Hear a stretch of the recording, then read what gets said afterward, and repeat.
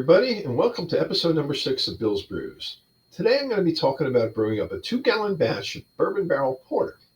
I always enjoy darker beers, and porters are no exception. Add some bourbon flavor, and man, now you're really talking about something interesting and flavorful. The one I'm making today is based on a kit from Northern Brewer. I don't have a lot of time, so this one is an extract kit and should move along quickly. My first introduction to a bourbon barrel porter came on a business trip to Lexington, Kentucky about 10 years ago. This was prior to me starting to homebrew and still very much a novice at the understanding and appreciation of fine craft beers. That first sip caught me off guard with the strong bourbon flavor, and I almost regretted that choice. But then I proceeded to slowly sip and enjoy the brew, and I've been a fan of these beers ever since.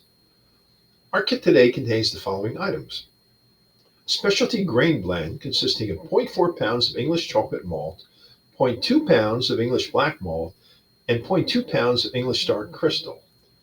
Then 2 pounds of traditional dark DME and 1 pound of wheat DME, 1 ounce Chinook and 1 ounce of U.S. Goldings hops, and a 1 ounce of medium toasted oak cubes, a package of Safal SO4 yeast, and a mesh brew bag. I started out by heating up 2.5 gallons of filtered tap water in my mash and boil. I debated back and forth whether to use the mash and boil for this batch or simply use a smaller brew kettle, but I decided to go with the mash and boil for no particular reason. I added the water and set the mash and boil to 158 degrees Fahrenheit, a few degrees higher than the desired temperature of 155. This gets you there faster and gives you better control when you're adding the grain. Next, I placed the crushed grain mixture into the mesh bag and tied it off. After placing the bag of grain in the warm water, I set the temperature up to 172 degrees Fahrenheit and let the grain steep in the water until it reached 170 degrees. During that process, I used the mash and boils pump to circulate the wort thoroughly. You can do the same by occasionally stirring with a large spoon or paddle. When the temperature reached 170 degrees, I removed the bag, drained it into the wort, and discarded the bag of spent grain. Next, I shut off the heat and added the 2 pounds of dark DME and the 1 pound of wheat DME, stirring constantly to dissolve any lumps and keeping the mixture from burning at the bottom of the pot. After thoroughly dissolving the DME, I turned the heat back on and set it up to 215. The boil lasted 60 minutes in total. Be careful to pre-weigh your hops additions, as only a partial bag of each will be used today.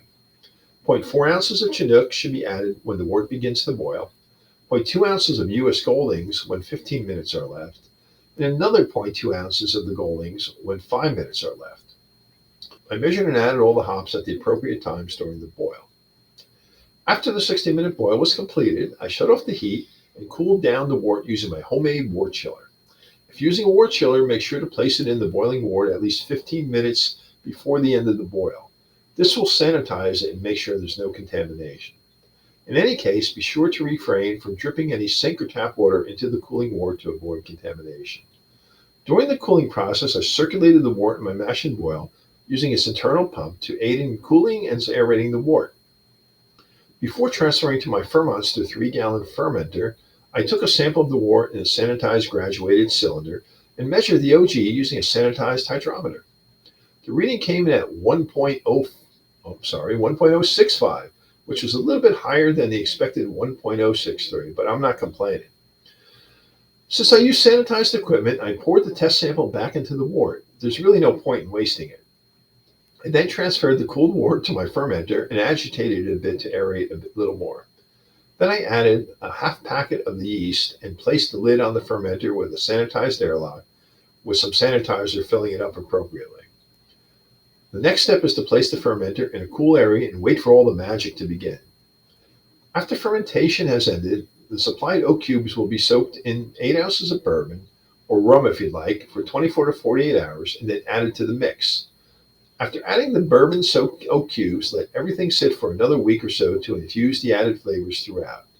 Then add your priming sugar or use your priming tabs and then bottle. I will report on this batch's progress throughout on our Facebook page. Please join our group using the link in the description below. Thanks for watching. Please like and subscribe and join us on Facebook. Cheers. Thanks for watching.